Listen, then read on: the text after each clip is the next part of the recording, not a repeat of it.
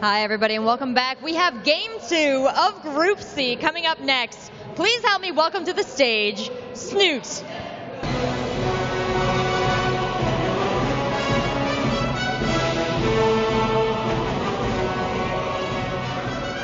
Snute, as of January 13th, an interview you did, you said you'd only played one game of Heart of the Swarm. Have you gotten some more in since then?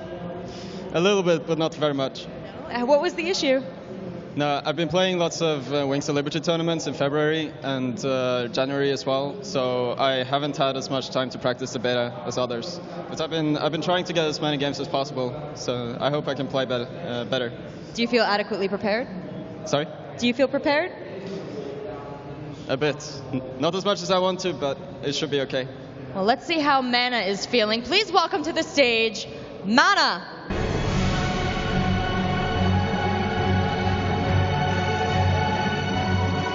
Are you feeling pretty confident against Zerg? No. No? Have you not been watching the games this tournament? Well, Red was doing very well versus Zergs, versus Protosses, so I'm not feeling very confident. This is true. We'll see how this goes. Gentlemen, please shake hands. Let's check out this match. Analyst, it's up to you. All right, guys, we have another pretty exciting PvZ popping up, but Snute Mana should be a really interesting dynamic, guys, especially, as Mana mentioned, Ret, of course, doing quite well against Protosses, as we saw yesterday. Can Snute come out and do the same thing, given his that he's not really as prepared as he wanted to be? Yeah, this is going to be a little strange. Based on that, Mana doesn't feel very confident in PvZ and hasn't really ever had that matchup be his strength. And at the same time, Snute hasn't really practiced a whole lot of Heart of the Swarm, so it'll be really interesting. I wonder if these players will be kind of doing very unconventional things to try and avoid some of maybe the mid and late game areas that they have trouble with.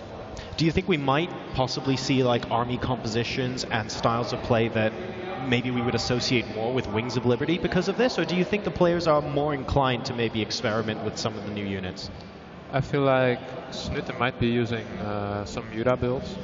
Even though it's a Wings of Liberty unit, it has gotten a lot stronger, and I think Snute kind of like Mutas in Wings of Liberty already, and in Heart of the Swarm they only got better, so you can't really go wrong with Mutas. I don't think we're going to see that many Swarm hosts from Snute. Mana might build an Oracle here or there, but he always really liked Stargate tech, so I'm really curious. If Mana was definitely watching those PvZs that we saw from yesterday, I would not be surprised to see him go into that Void Ray Colossus unit composition that is apparently unbeatable.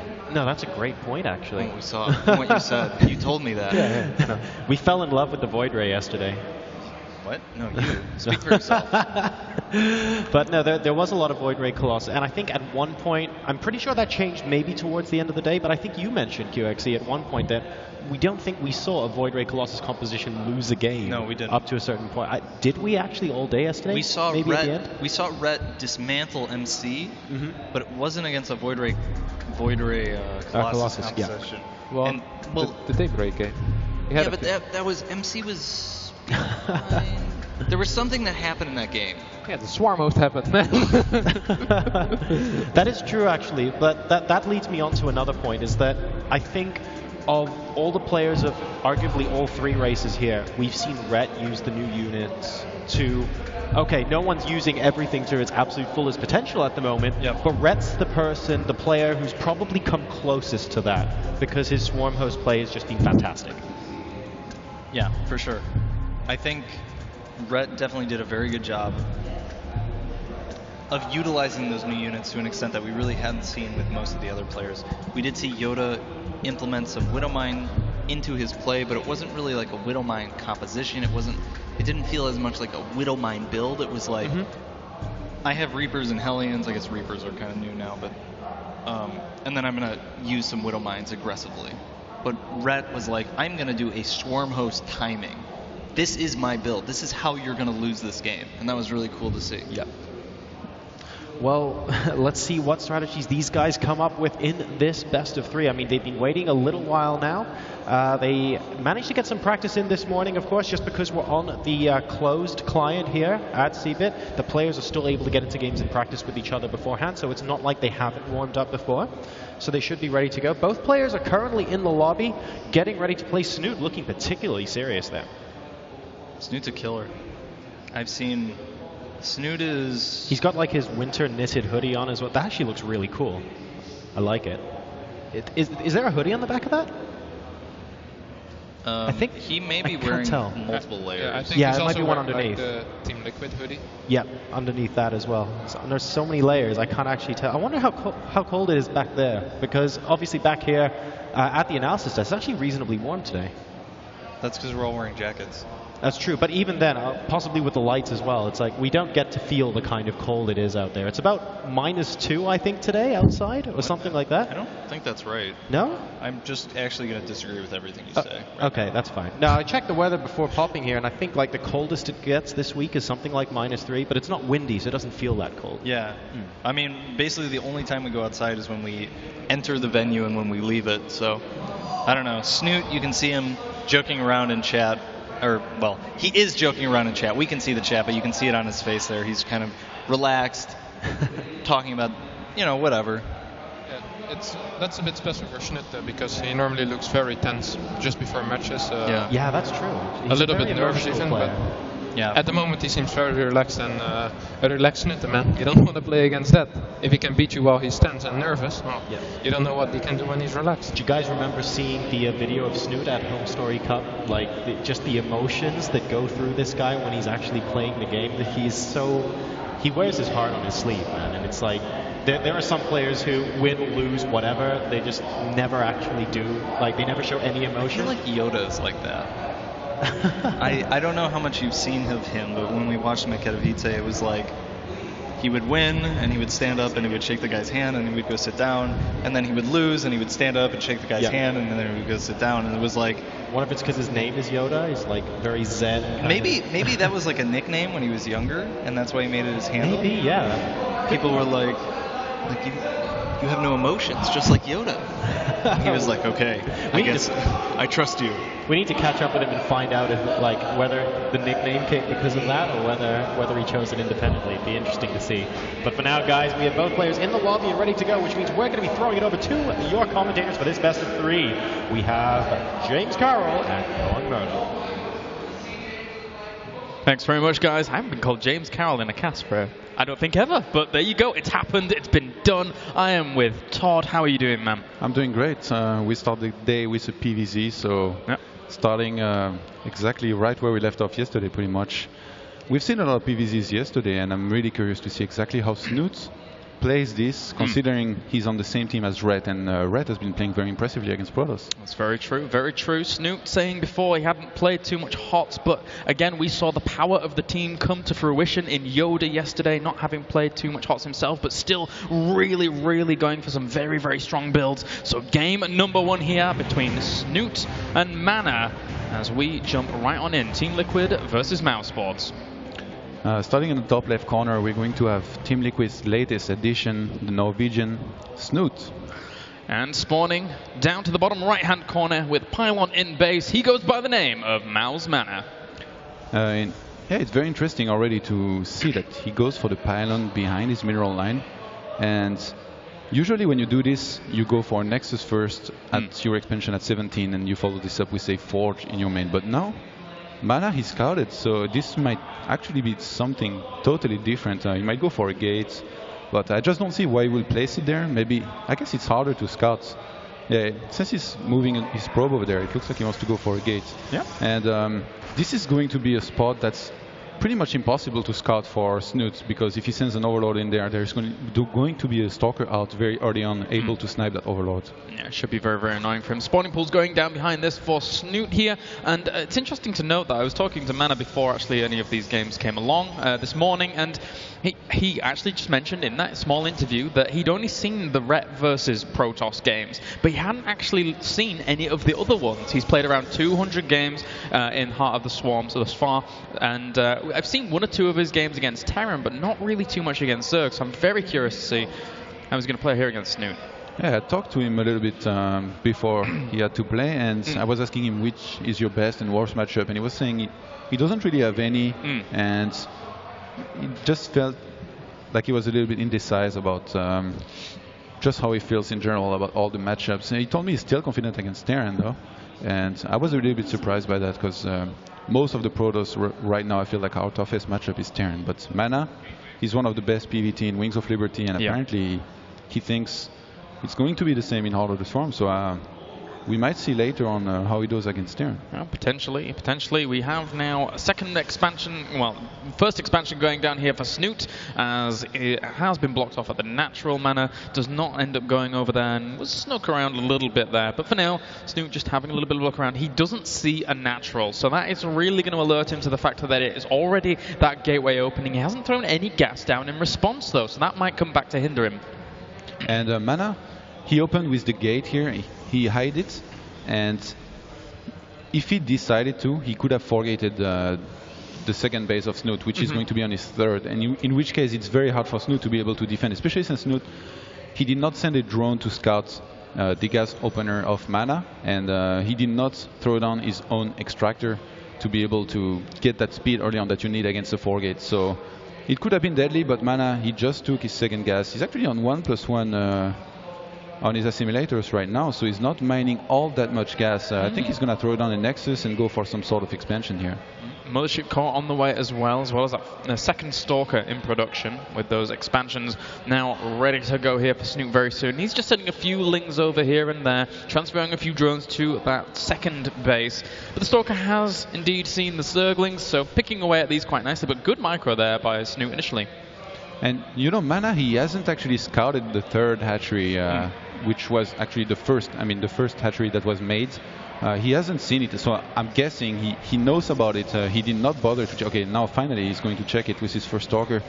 Try to get some harass done here, maybe snipe 1 or 2 drones. And in the meantime, we have some couple links trying to go for a run by in the main of Mana. They're going to be able to make it, confirm that there is no real tech started just yet. They're going to attack on some probes, but they should not be able to get any real kill here. Yeah. Meanwhile, that Stalker really wasn't able to do a whole lot there. Taking a gas, I assume that might have been to save the drone that was being attacked there by the Stalker.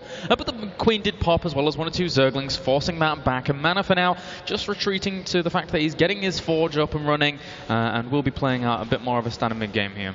And Mana, he knows that he's up against 3 hatches, so he's not going to rush his wall here at his ramp. He's taking his time. He's going to do some scouting with his Mothership core here. Realistically, he knows he cannot really do any kind of big damage with this. He's just trying to see, or maybe delay the creep spread here with this position he has, but he's just going to bring 2 Stalkers for now. Maybe try to snipe the Queen.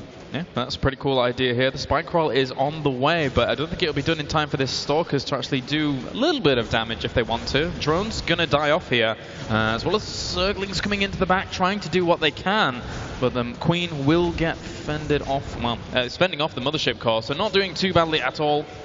And Mana, he made Forge before adding on extra gates, and now he's adding 2 extra gates. So you might see some kind of +1 pressure with 3 gates or even more, where basically Mana tries to punish some greedy play, or maybe he thinks Snute might skip roaches.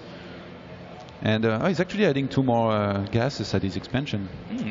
Well, this looks like a little bit of a gateway potential here, but for now you still have Snute just sorting out. Kicked away the sound cable. Okay, Snute good to go. So he's getting his Roach Warren down, which is going to help him out a lot against any kind of gateway pressure that would actually come along here. And right now we have Mana at 31 probes against 45 drones of Snute, and I feel like this is really the downside of going for this type of build where you go for a gate expansion over a Forge expansion. You're going to fall behind economically. Sometimes you can punish the Zerg, but Mana did not choose to try to go for some big aggression with lots of gates so far. So he's going to fall behind economically. But on tech, he's much further ahead than he would have been if he had opened with Forge.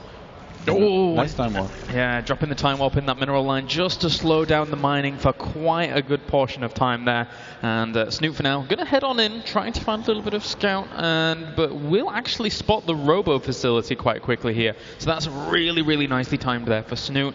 And for now, Mana's going to have to go with the fact that this has been spotted and play it out from here.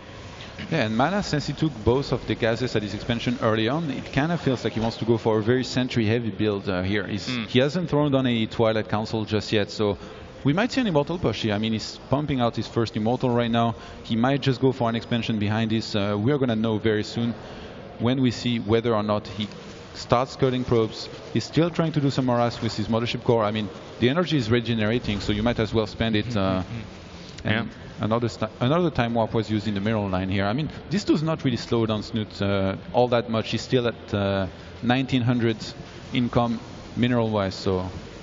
But at the same time, every little counts in the very end. It's not too bad at all. It's something that we haven't actually seen really too much during this tournament. Yesterday at least, but the time warp coming down into those mineral lines can cause you a little bit of problems, as he's going to open up the rocks here, getting a few Immortals along with this. Chrono boosting them out, actually. Does he have an Observer? No, he does not just yet. So, and he's actually stopped probe production here at 48. Is he going to make any more? He's adding extra gates now, so I think this is going to be an Immortal push. Yeah. And Snute, he's made the Roach Warren, so he has the possibility of making roaches if he needs to, but I think right now he wants to go into Mutas. He's going to throw down that Spire. He's added a macro hatch, which I really like. I really feel like Vortex against Soccer. Instead of making those 6 spines, 3+3 at his second and third bases. If he had made a macro hatch instead, it would have been a lot better. He could have made an extra queen and keep on injecting. And we see right now 2 more queens are being made for Snute, so he's playing this very well. I mean, he's reached an ideal drone count very early on with he had 71, now he has 67 because he's been making a couple buildings. And those links in the middle of the map are going to go home for now, and I think Snute is aware of what's going on here. Yeah, very much so. 11 spine crawlers being added on, a ton at the natural, a ton at the third. He needs those up and running here to be able to deal with this as that warp prism emerges along with the observer. Where are the lings going? They try to dart past or even try and get a good surround on all of these units, but force fields go down, killing off a lot of lings here for completely free, and that is a lot of units lost in that units lost tab. And you know, Snute is mining from 6 extractors, and he's starting to have a lot of gas, and that's not really going to help him here. I think he should take a couple drones off those gases and make even more spines, even more units. We're about to have a big engagement here. Nice force fields, going to trap a couple of the units behind those spines, and Mana is trying to pick off a couple of those spines before he can actually engage the real army of Snute. Even the spine crawlers coming from the third base here. 16 Mutalisks are in production though. Snute only needs to buy time for those to come out, and then he is victorious. But that being said, this force is completely waning in itself anyway, despite Mutalisks popping. But there you go, they come out, they instantly start focusing down the Stalkers, and he warps in some Zealots during all of that. The War Prism goes down, and these Mutalisks are going to clean everything up. And very smart move by Snute here. He noticed there wasn't that many Stalkers. This push was just beginning, so he made a big batch of Mutas. He was able to snipe the War Prism before more Stalkers could reinforce this army. And Snute, he's held this very convincingly. He's going to be at 114 supply against the 66 of Mana. I mean, from there, he just needs to keep up the pressure. He can pretty much do anything he wants. And the Mutalisks have indeed been spotted moving across the map here. He's got a lot of Stalkers back at home with the Twilight Council on the way, but will it be up in time? He needs to deny this harassment from doing much damage. Gets one volley off and forces them back for now, but Blink is quite a while away while still more Mutalisks are being produced. Yeah, 170 seconds. That's going to take a while, even with Chrono Boost. And Mana, I think he's looking to take a third here. He's looking to stabilize, make a lot of Blink Stalkers with +2 upgrades, and we see he's finally getting the Mothership Core again. He's remaking it, and I think he's just going to want to bank on some energy, have some Photon Overcharge ready to defend against those Mutas and really try to come back in a macro game rather than just attacking again. Yeah, very, very important. Planetary Nexus needs to be there in order to defeat those Mutalisks, or at least deny some harassment. And so for now, we have Infestation Pit going down behind this as well. So Snute feels in full control of this game to the point where he can start teching up, just trying to deny that third position until the point where Mana is able to overpower that location. And you know, with the plus melee and plus Carapace going down here for Snute as well, he's really getting a lot of upgrades on. And I really like this choice of going for the Infestation Pit. I mean, he could have gone for Hydralisks, but I mean, against Blink Stalkers, if he has to attack, it's going to be difficult even if they have speed. So now he can either go for Swarm Host or for Infestors, but since he's getting Lynx upgrades and not a missile attack, I think this is going to be Infestors. Oh, actually, it's weird though. He's getting upgrade. Yeah, we have Enduring Locust on the way. The Mutalisks are trying to do some damage as well, but it seems that I guess he's just using the Swarm Host in the mid game as like a transitionary method to eventually have good Ling upgrades for Lings, and then maybe even the upgrades for the Ultralisk later on if he wants to go for that kind of play. I feel actually very good point. Lings upgrades is the Wings of Liberty style. In Harder Swarm you see a lot of Hydralisk and Swarm Host play, so it makes more sense to go for Missile, but here it feels like Snute really wants to go for a lot of Links. He's just going to get a couple Swarm Hosts as supports, not to die, to be able to secure his force, which is about to be cancelled. And for now, he has to basically turtle. He has a lot of Mutas and Links, actually. He could engage into those Stalkers and kill them, but he's going to play it safe right now. Let the Stalkers engage into those spines before he engages with his huge Ling Muta army. And, nice position on the Stalkers. Time Warp goes down, but it doesn't affect the Mutalisks. It only affects the Zerglings actually running in on there. As there's more Swarm Hosts on the way to try and control this position. Those Stalkers being outnumbered very, very quickly as he's just going to swing in from both sides here. Snute is a master when it comes to actually creating concaves. And, he doesn't even need a concave at this point. He can just rip through so many of these Stalkers. The Lings tearing them up, as are the Mutas. Great patience and positioning here by Snute. He was just waiting for mana to make a misstep.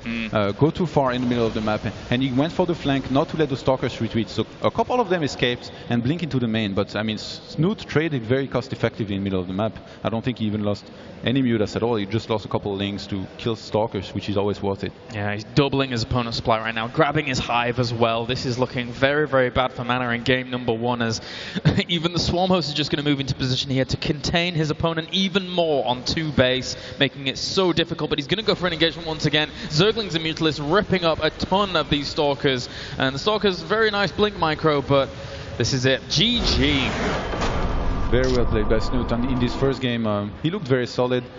Mana trying for the Immortal Push, not being able to make it, and great defense by Snute. Yeah, very, very well played there by Snute to kick things off. Even a little tickle of Swarm Host, but not much to be seen there at all. Maybe we'll see some more later on. But for now, we shall send it over to our analysis desk with Jorosar, QXE, and Harston. Pretty impressive win there in game number 1 for Snute. We saw earlier on, just an interesting point of note, we saw the, because obviously this is Heart of the Swarm, people won't have seen this before unless they were playing a reasonable amount in the beta. We saw the Time Warp go down by the Mothership Core on the mineral line there. Something we haven't seen yet this tournament. Harston, you mentioned you've taken a look at that before. What were the results? Like, what does it look like?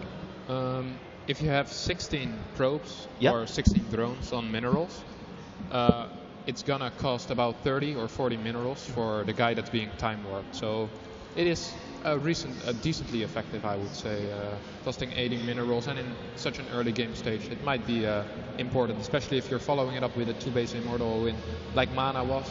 Yeah, no, that's a great point as well.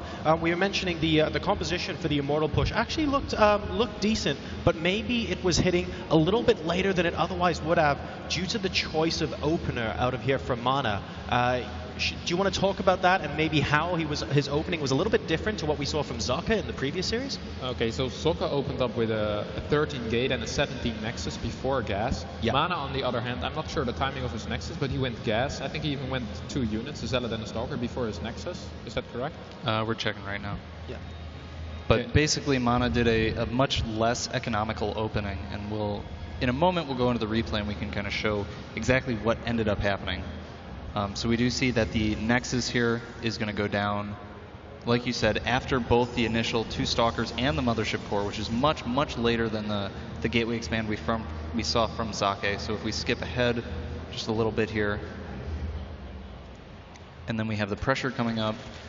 The pressure really needs to do a significant amount of damage because of how much resources Mana has invested into this push. So we do see the Queen taking a bit of damage. A Queen goes right about even with a Mothership Core. So Mana tries to do a bit of damage with the Stalkers to the Queen, and then could potentially have used the Mothership Core to actually take out that Queen. Does not quite get it. Ends up sniping the Queen, trades a Stalker for it, but basically when this pressure is over, we can take a look at the game state.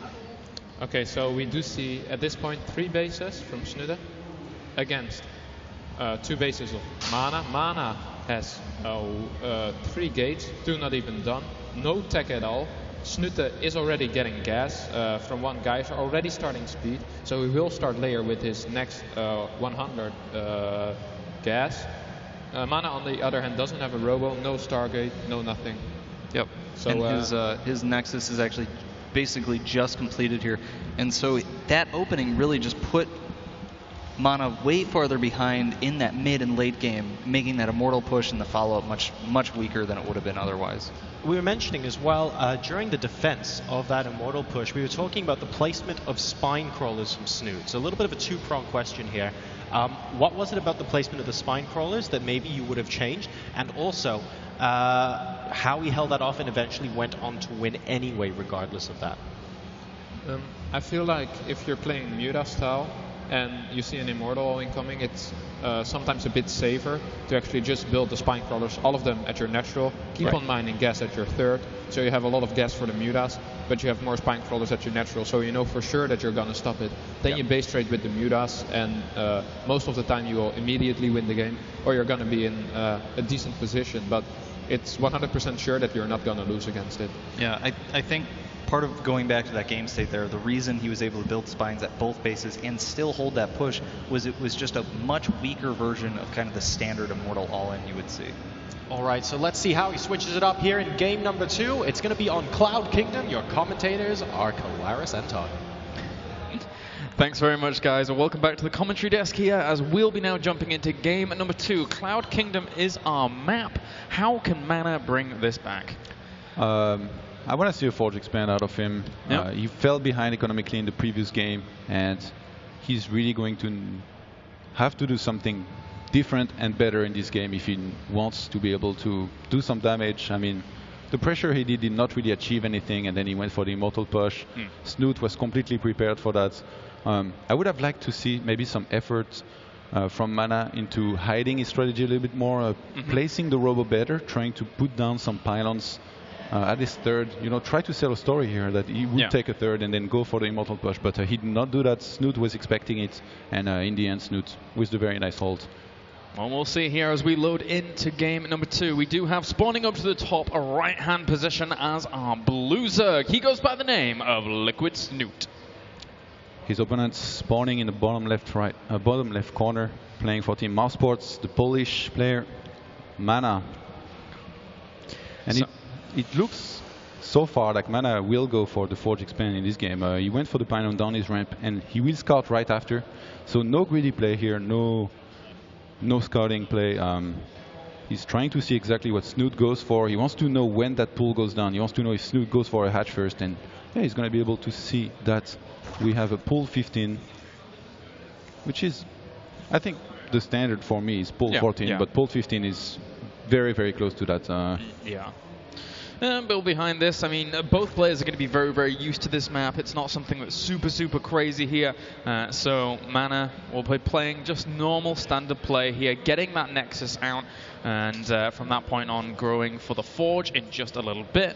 And, you know, I think that, you know, this is going to be a bit more of a comfort zone for Mana, realistically. In game 1, he tried something that maybe he wasn't as quite used to, but here in game number 2, this will play out a bit better for him. A nice block here at the expansion. We are past the 3rd minute, and Snute hasn't been able to put down his hatchery just yet.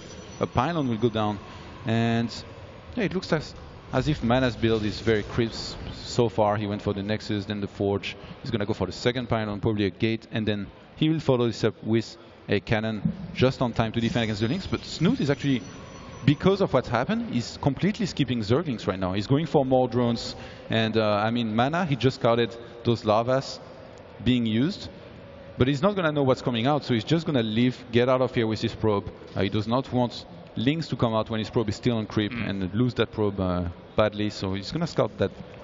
Snute took his 3rd as his natural. Yep. Go away, Apollo. For now, it looks like... I was trolling me when I'm casting.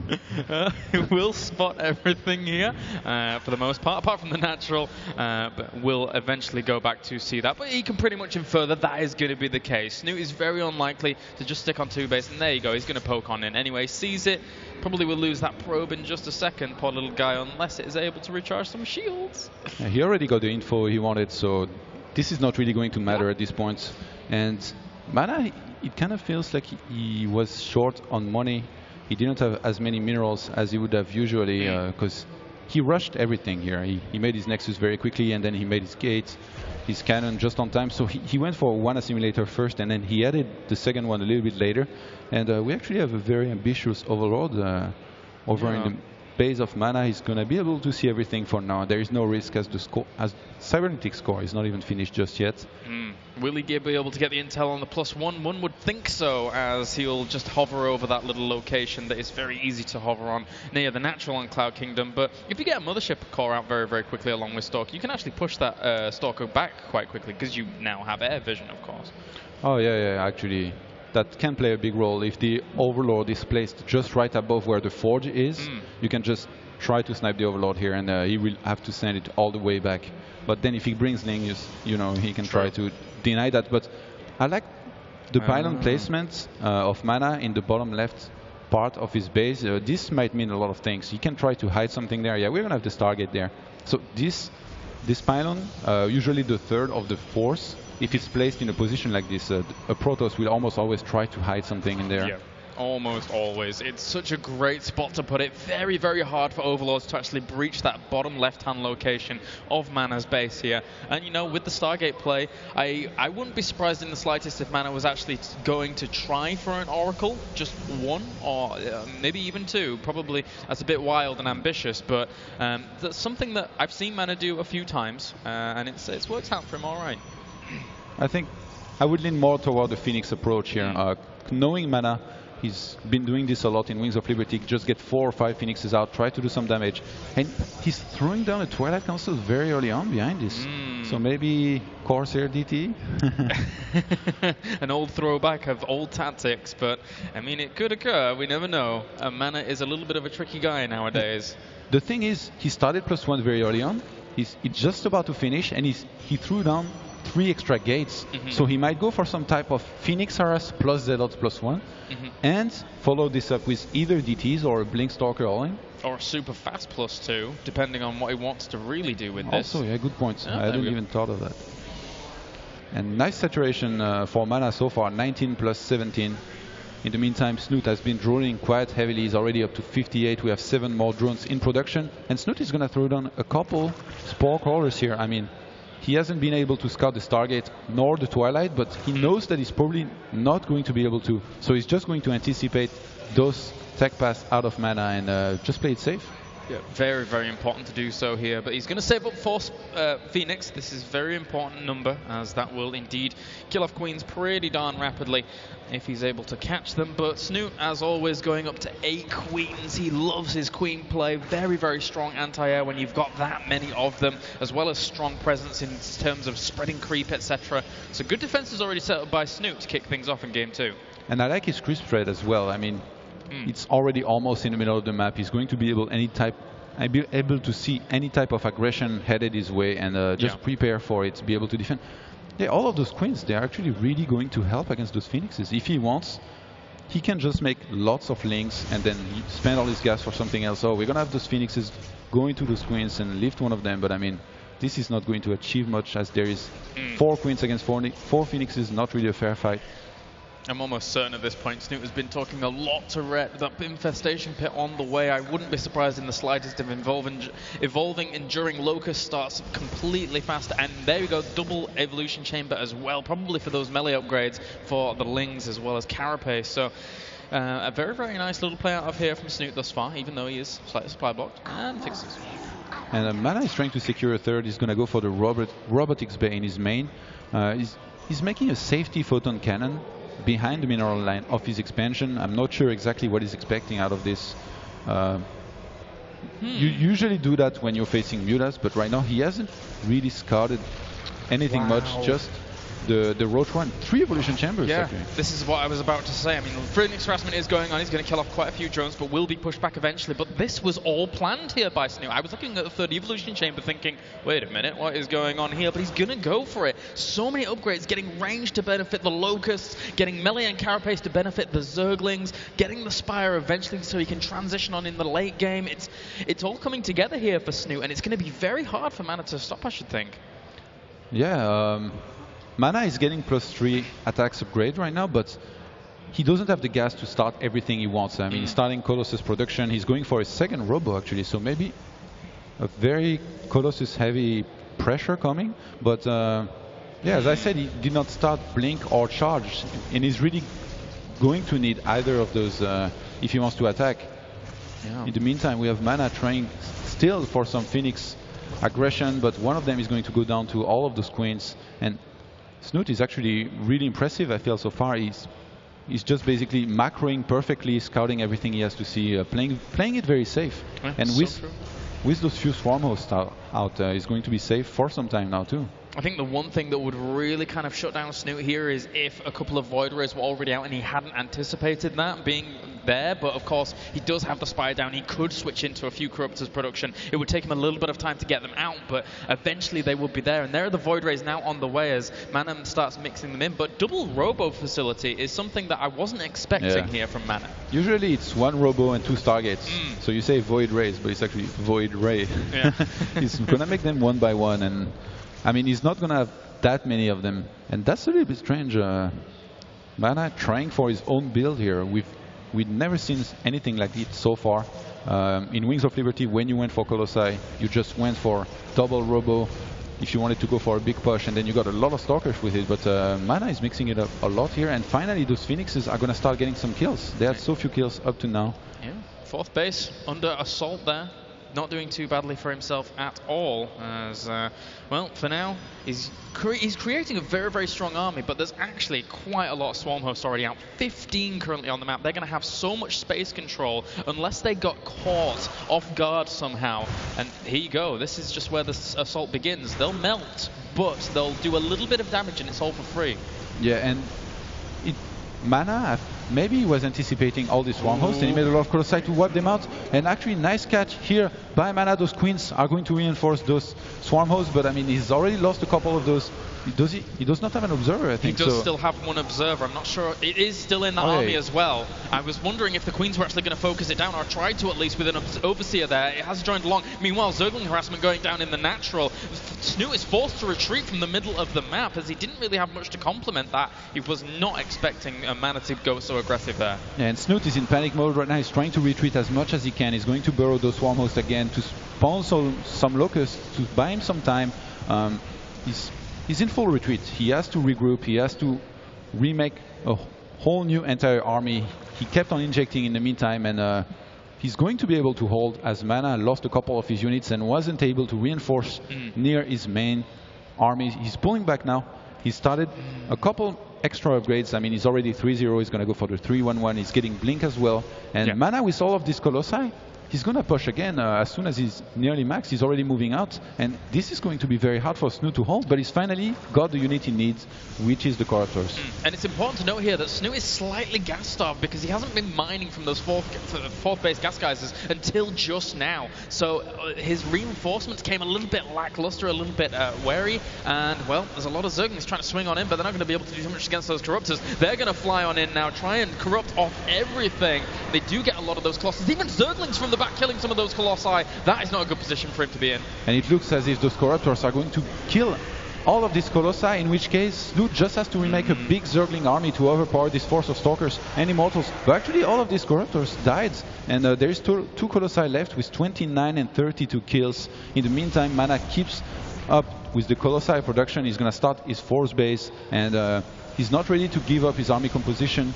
He's going to keep on making the same army, basically, whereas Snute has more options. He can choose to mix it up, but for now, Snute is only making Zerglings, Corruptors, and he's re-adding a couple extra Swarm Hosts since he's lost a few before. Templar Archives on the way, as well as Hive here. This is where Snute actually became a lot more powerful because his 2-2-2 across all units actually finished up. Time Warp goes down, try and slow down some of those units. Two of the Swarm Hosts disintegrate under the thermal lances of those Colossi as he pushes forwards, trying to bring down the Corruptors, trying to make sure that he can keep those Colossi in the game. And actually the Colossi are doing really, really well in keeping themselves alive.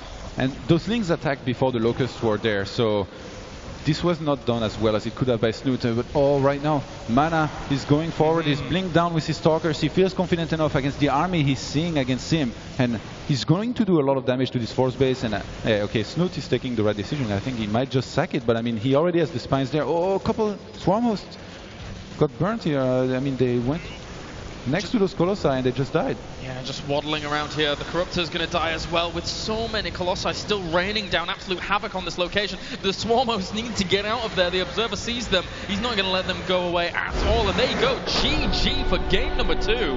Mana ties up the series. And these Swarmos really did not want to give up this position, man. They just stayed till the end. They did. Fighting to the end, going down with their ship. The captains not really too victorious here in game number 2. Mana playing very, very well indeed. And yeah, we're going to have a 1-1 score. We're going to pass it over to the analysis desk, and then we'll be right back with the third game later on. All right, guys. So an interesting game there on Cloud Kingdom. We saw a lot of upgrades come out from Snute there, and we mentioned, of course, that there's a chance perhaps he just wasn't expecting the attack incoming. Harston, what did you make of that?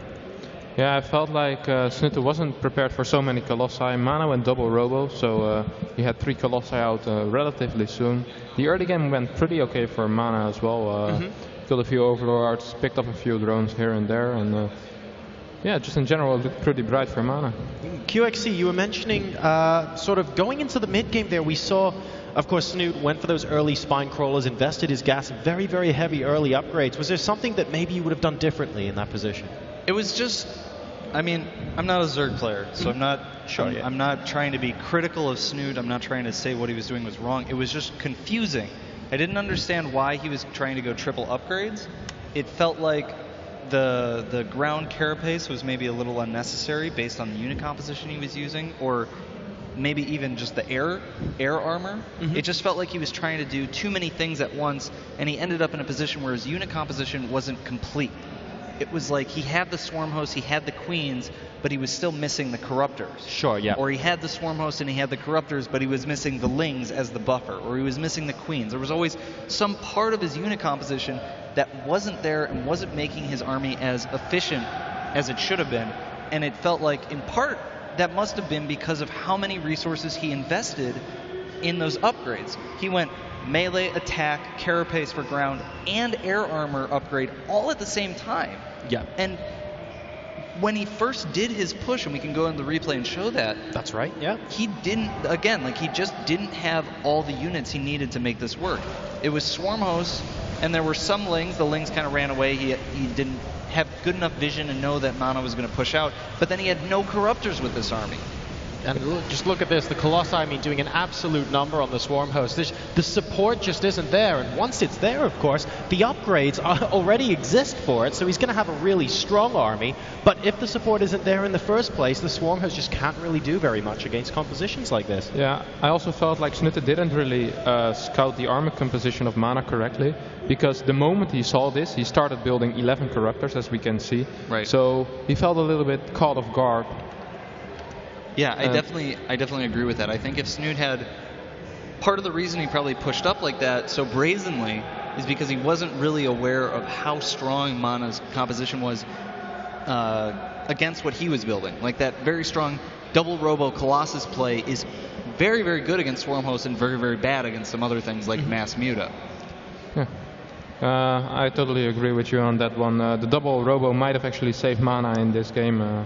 I think, even though I think if Snute would have pushed out with those 11 Corruptors, his push would have been so much stronger. Yeah, if he had done a little bit better job of scouting, sending some Lings in, Overseers, Changelings, whatever, figure out exactly what Mana is going, and then counter that composition more precisely. Well, now we're in a situation, of course, where the players are tied up. We're going to be going into a game number 3. In this position, having just lost in that manner in game number 2, what's going to be going through Snute's mind now? And do you guys have any ideas for maybe what he might try in the deciding game? I think Snute knows what mistakes he made. Snute is always really quick with analyzing his own games in his head, or even watching the replay back. And I think he will recognize that he should have built Corruptors earlier. Maybe he went a little bit too heavy on the upgrades. I think he was preparing for the late game a bit too much, and being offensive at the same time isn't always the thing you want to do. Yeah, I would expect Snute to play a little more mindful. Yep. not necessarily changing his style very much. Maybe he'll still play kind of that passive macro style into a big timing, but he's going to be more aware of what's going on. He's going to make sure that he knows what his opponent is doing so that he can react accordingly. Well, he's a very emotive and certainly a very adaptive player as well. So we're going to get a chance to see firsthand how his play changes and if he can take game number 3 here, or if Mana is going to be victorious. We're going to pass it over to your commentators, Apollo and Todd. All right, guys, I'm Apollo again. It's all good, fine, whatever. But it's gonna keep. I think he's doing it on purpose now. Easy. But indeed, Antigua Shipyard is game number 3 here, map number 3. Snute here looking. Oh wait, he actually has a little Norwegian flag on his. Yeah, it's on his jacket, designed in Norway. Wow. It's like so perfect. It is. Oh, bless him. He has to keep that all year round because we know that in Norway it's minus 50 all year long. As for now, we are jumping into game number 3 for the conclusion. And yeah, Antigua Shipyard, I'm a little bit surprised by this. I know there are vetoes, but personally, this is the map I would veto first against Zerg. But Mana, as you were mentioning, maybe he really wanted to look at his eyes. Look into his eyes. Maybe he really wanted to veto Star Station, which can also be tough. Yeah. And Mana, he played very well in the last game. I like the way he changed strategy, as I said, from the first game. And the analysis desk raised a very good point of Snute not going for the best possible mix he could, and that he will probably try to fix this in the next game. And the only Zerg that did well with Swarmhost so far this tournament is Red. The other Zergs, they don't really seem to really understand how they need to play with those. And I wouldn't be surprised if Snute goes for a style that does not involve Swarmhost in this third game because of that. Because true. When you don't really understand how to use a unit, or you have a hard time with it, you might just as well try to play with what you're best with.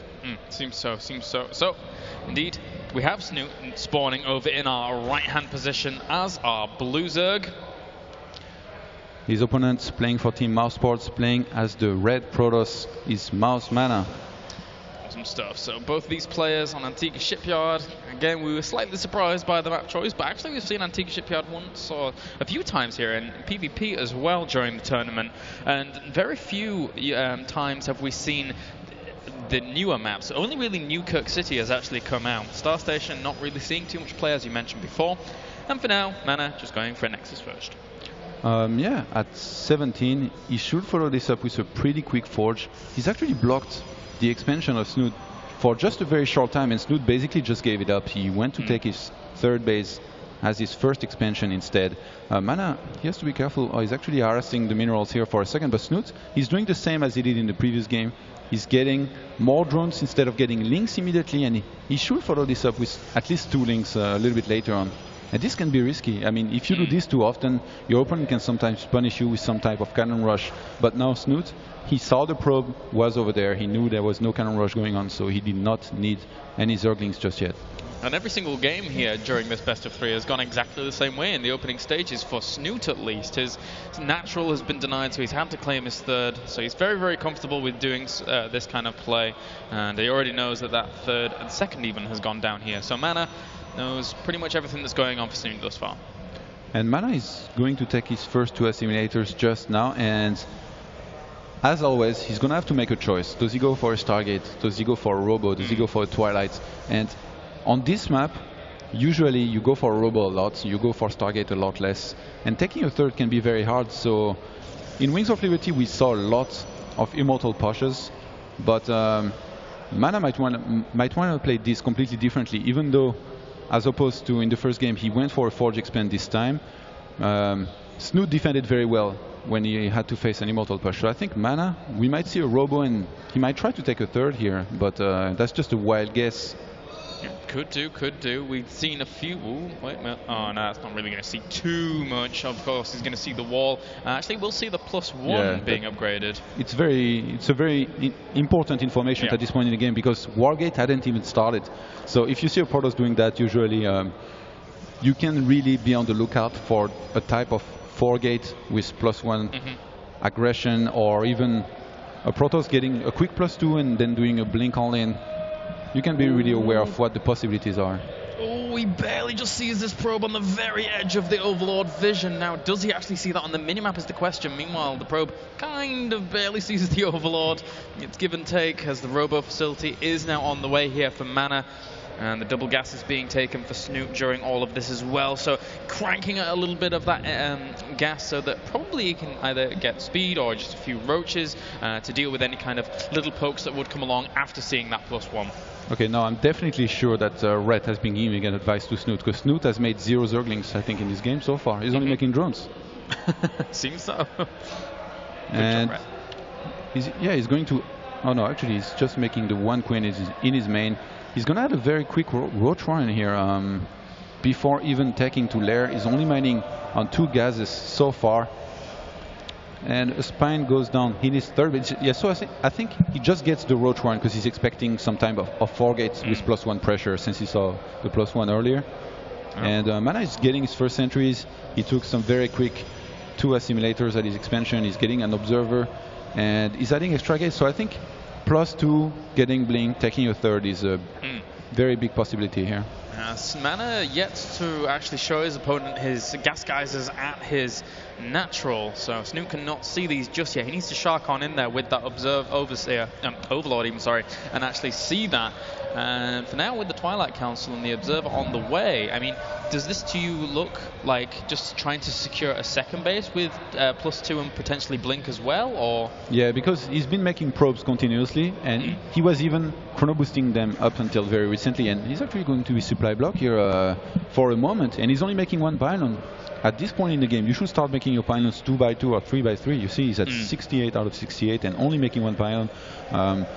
He's just going to make units very quickly and be supply blocked again if he does not make extra pylons here very soon. I like this observer in the main of Snute, able to spot the lair tech.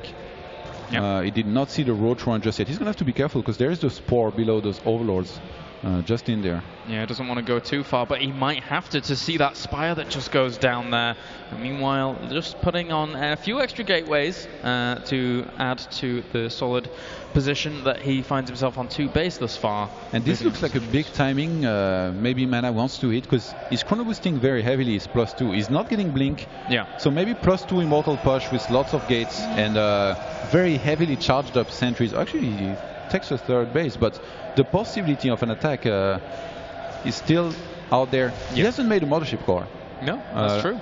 So when I don't know if it's a mistake that he forgot to make it, or it's he did it on purpose, because when you do this kind of old school build, I would say, where you spend a lot of gas on +2 and all that stuff, sometimes you're already spending all your gas and it's easier to forget what you can do now in Heart of the Swarm as opposed to Wings of Liberty. But Snute in the meantime is going to go for the Spire. He's adding on 2 extra evolution chambers, and as he does that, Mana has 2 Stargates in his natural. Yeah, this can be a little bit deadly here for Snute to deal with, but at the same time, Mana did see the Spire. So with his Observer that sacrificed itself on that Spore Crawler that you pointed out under the Overlords, so a little bit dodgy there for him. But meanwhile, Snute just trying to expand everywhere on the map whilst he gets that Spire play up and running, really kind of preparing for eventual, even potential base trade scenarios. And Snute is doing this so well, starting 2 bases this early. Why going for Mutas is very, very smart, because Protoss really cannot move out at this point in the game. But Mana, maybe if he had gone a Mothership Core, he could have been able to move out, snipe 1 base, and then recall, be able to defend against those Mutas. I like the choice of Mana of going for 2 Stargates. Because of the regeneration, it's much harder to deal with Mutas if you go for Blinkstalkers plus Storm. So it really depends as a Protoss. Actually, nice cancel here. Mana, the proxy pylon, is going to be able to warp a couple Zealots and snipe the hatchery. But yeah, as I was saying, if you see the Spire immediately as it's making, you can go for Stargates. But if you only see it once it's already finished, usually it's too late to go for the Stargates. But now Mana saw it early enough. Yeah, I was wondering if it was going to be too late, but it looks like, you know, Snute here going for this amount of Mutas, and the Mothership Core now starts after all of that. Well, the Phoenix should give him a little bit of a hard time, especially if he was to go straight up to Fleet Beacon for Anion Pulse Crystals for those. And there you go, as I say that, there it goes. And he's actually making his Mothership Core. Finally, he has Blink on the way as well as +3 Mana. He's going to want to look to get a lot of Stalkers out, couple Phoenixes in support with that range, and maybe secure a force as soon as he can and start pushing, because when you have enough Phoenixes to deal with those Mutas, which can be between 10 and 15 wish range.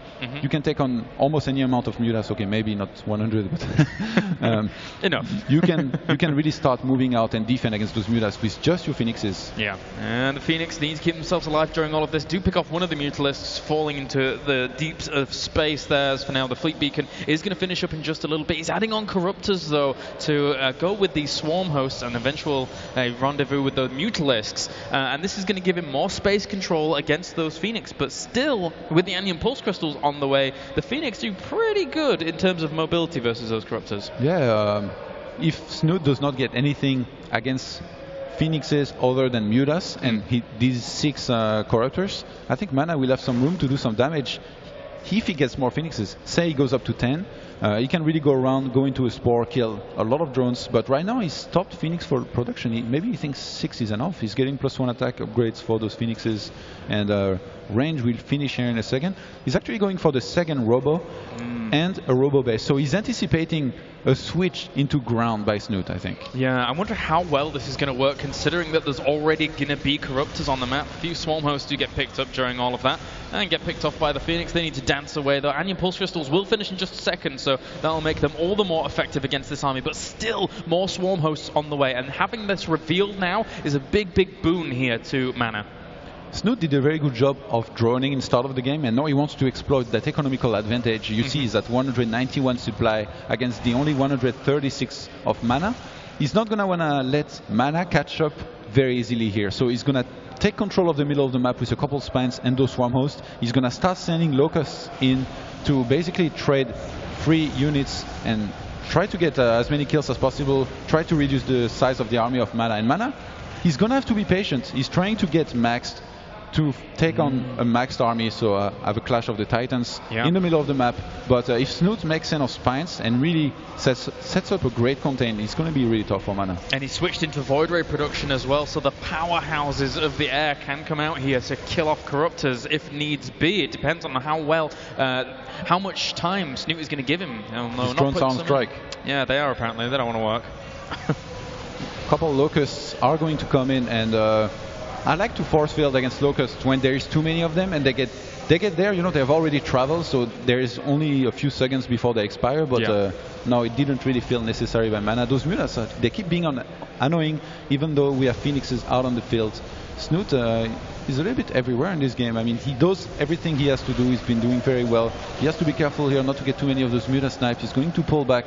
Mana, as soon as he's maxed or close to it, I think he will attack and try to get rid of this contain. Yeah, it's funny because actually the Locusts keep updating Snute of his opponent's army composition without actually spending anything. They just keep poking forward, keep seeing like Void Rays, for example, being added on. So he's adding on more Corruptors to deal with that. He's even going into the Greater Spire so he can get those Brood Lords out. And another thing is that because Corruptors have to stop to actually attack, the Phoenix, even with 6 range, can still actually just shoot at them and keep bouncing back, and they get way more volleys off than the Corruptors do. Oh, and it looks like Mana is about to go in now. I don't know what triggered that, but he was ready to attack here. He saw the spines, it scared him for a little bit. He pulled back now, and look at this beautiful contain out of Snute. I think this is going to be too much for Mana. Yeah, this is going to be so tough to break. And Mana... Looks like he's going to push in here once again with these Colossi. Will they be able to do enough damage to the ground? Will they be able to survive long enough for the Corruptors to actually die off as well? It looks like they will. The Void Ray is doing a very, very good job, along with Force Fields, really splitting up a lot of this. But Snute just constantly remaxing out, repopulating. Doesn't really have that much more lava to actually spend during all of this, and Mana's going to break out. He needs an Observer. Yeah, the Observer is on strike. He's just below the army, He needs to get in there. He needs to detect the Swarm Host. Snute, I'm actually surprised that he does not ever try to send back his Swarm Host. I mean, at the start of the fight, if you think you're going to be overpowered, you send one wave of Locust and then you can send them back. It's like, oh, we're under attack, guys. Let's run away this time. But now, even tons of Zerglings repopulating this. A lot of Corruptors on the way as well. But he lost, well, I mean, he still has 11 Corruptors. Where are they all? They're somewhere chilling out, but... they're going to come along to this, and eventually, if he gets some time, he can morph from Broodlords, but I don't think he's going to get it. Big mistake by Snute here, losing 3 Corruptors for free. He's going to send his Corruptors first into this fight, and this is a mistake because the Stalkers were attacking them as well as the Void Rays. It looks like all the Corruptors are going to die here. The Zerglings flanked on those Stalkers, but the Colossi are going to left to be left untouched in this fight. Oh god, that was a fantastic move by Snute, bringing the Zerglings around, almost got the Colossus, but Mana was paying full attention to that position. He's still pushing forwards here. He has a pretty good bank of minerals, able to actually repopulate a little bit of that gateway force along with the Colossi that are on the way, but still 10 Corruptors coming out here. The Void Rays are going to have to hold strong along with the Stalkers to kill those off. Yeah, and Snute right now in a world of trouble is down to... Actually, he's ahead on army supply with 81 to 73, but a lot of those units are in production, and his units are too spread out. Couple Corruptors taking some free damages here. Snute is trying to regroup, but Mana is standing in the middle of all of those bases, and it's really hard for Snute to rally his units in a position where really he can assemble everything and go for a big fight. So Mana is going to press forward, he's going to snipe on those Corruptors. Drones are being pulled, but I mean, these Colossi are going to be very happy about this. Yeah, he's going to blink up, trying to kill off all the Corruptors, but there you go, GG! Mana brings back the series after a 1-0 deficit and is able to take it. Wow. Yeah, Mana being very patient and finally breaking out the contain that Snute was doing to him, and after that he just had to press through to be able to finish the game. Yeah, very nicely done there by the Protoss. Commiserations to our Zerg friend, going over to shake hands. Very sportsmanlike. So guys, we are going to send it over to the analysis desk to see what they have to say about game number 3. All right, thank you guys very much for that. We saw a really nice comeback there from Mana, taking the series a 2-1 over Snute, looking as serious as ever. But let's talk about that game number 3 there. We saw pretty quiet openings from our players, but then a really nice scout popping in, reacting to the Spire being built, and we saw the double Stargate get put down. Yeah, the double Stargate was a nice call by Mana. I felt like opening up with a few Phoenix just to keep the Mutas away. Mutas can't really try to kill pros while they're being attacked by Phoenixes, so I think it was a really good call to get the Stargates. Yeah, and it seems like that double Stargate play is a lot stronger now in Heart of the Swarm because of the Colossus Void Ray being such a strong transition. Yeah, as well as the +1 base range. So with any impulse, you also get, in total, you have 1 extra range. So right. Yeah, it's easier to micro them around, and yeah, just a better unit in general against Mutas. Yeah. And then we saw Snute kind of expanding on both sides of the map there as well. There was some initial pressure from Mana against the 4th base of Snute. But then, of course, once the Mutas came out on the map, well, Snute just had free reign on both his 4th and 5th, and there wasn't. It felt like there wasn't too much Mana could do for quite a while. Well, I think Mana started really well. Even when the Mutas were out, he had 1 War Prism, 1 Pylon on the other side. He warped in 4 Zealots and actually killed 1 base, and I think he almost killed the other one. So yeah. Mana did a really good job denying the bases from Snute, because a 10 Extractor Zerg is not really what you want to be playing against when you're only on 3 bases yourself. Yeah, exactly. All right, guys, we are in just a bit going to hop into the replay, but first we have a post-match interview on stage with Rachel. It's me. Sorry, we're having a nice conversation about the weather. So you just came over, you said it was tough. What made it so tough? I think the unit composition that Snute is using is very hard to deal with. The key thing that made me win was the upgrades. I think I was on +3 upgrades on both of the games I won, so that made me way easier kill the Locust. I think Snute plays really smart. Mutalisk transition into Swarm Host, so I have to make Phoenixes with range, then Colossus to deal with Swarm Host. I think it could go either way. I'm happy that I won. Was that, I mean, you played game 1. Game 1 was tough. Did you learn in that game? Was there stuff you were still testing out? I mean, it's been a while since you've had your hands on Heart of the Swarm. Yeah, the first game was like I tried this build order for a couple of days before the beta closed. I was like, okay, it works, it's nice, I can do some pressure, but Snute played like completely contraring this build because it's a pressure build that should not let him make a 3rd base, and he made it just anyway, and well, I was like maybe 30 workers behind, so that made me lose the game, but yeah, I will not be testing anymore. All right then, well, thank you so much, congratulations. We'll be back shortly with more games for you guys. All right, so we're going to be popping into the replay now. We're going to head over into around the 18-minute, 30-second mark, and this was sort of the point where we saw the big engagement outside the base of Mana, but then crucially we saw Snute maybe not backing away as quickly as we otherwise would have liked to see. Yep. And so we do see Mana going for that Void Ray Colossus style that has been so popular over this weekend, and this is just about where he decides to push out. The Observer's very critical in making this push work. If the Observer goes down, then it becomes almost impossible to push. It's actually very surprising that Snute didn't have forward Spore Crawlers to help pick off the Observers and deal with the Void Rays. Yeah, I agree with that. And the initial fight actually seems to go quite well for Snute, or at least even a nice engagement. A few Locusts spawning in a few seconds, Lynx running in, and the ground army from Mana is disappearing. The Immortals going to town on those Spine Crawlers. Lots of Corruptors falling though, and this is where I think the mistake that actually made Snute lose the game. About 20 new Locusts spawn around this time. Yep. And I think he should have unburrowed here and ran back. Yeah, if he unburrows right at this moment and pulls his Swarm Host back, then all of a sudden he can save these 10 Swarm Hosts, regroup with the rest of his army as Corruptors, and then at least control the center of the map, which is still a pretty good move. Yeah, it becomes a little bit of a barbecue at this point, unfortunately. I completely agree with you guys. Just trying, even if there was pursuit, at least the Locusts are doing some DPS, and he'd be able to get away with some, if not the majority of them. But unfortunately, leaving them there was just a little bit rough for him. Yeah, I definitely felt like, again, like we talked about, Rhett is the only Zerg we've seen that's really utilized Swarm Host in a way that looked almost unstoppable.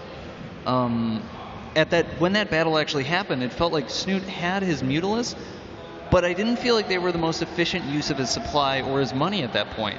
It was kind of like, with all those Phoenixes there, the Mutalisks were basically dying really quickly. They don't have a huge amount of damage in a head-on fight. You're not using them to base trade. They're not really harassing. So if you had been able to trade those Mutalisks off, maybe for some probes, some units, turn them into... I mean, we saw Rhett use Hydralisks to support those Swarm Hosts, maybe more Corruptors. I think a few more Corruptors would have been nice to have with that army. Yeah. But I think what it all came down to was just not the unburrowing of the Swarm Host. And you can't really attack, you can't really chase the Swarm Host when there are like 20 Locusts attacking you, because the DPS is so extremely high. Yeah, Locusts definitely do have that property, that you cannot ignore them. Exactly. So guys, that is going to be it for this particular series. Congratulations to Mana taking the 2-1 victory over Snute. In other news as well, in other results, we have Violet taking a very close 2-1 series off of Sting. That, of course, was on our secondary stream. Nathaniel's doing a fantastic job commentating those games for you this week at the Intel Extreme Masters World Championship. Go check his stream out as well. For now, though, we're going to be heading to a quick commercial break. And when we come back, another best of 3 from Group C here in Hanover, Germany.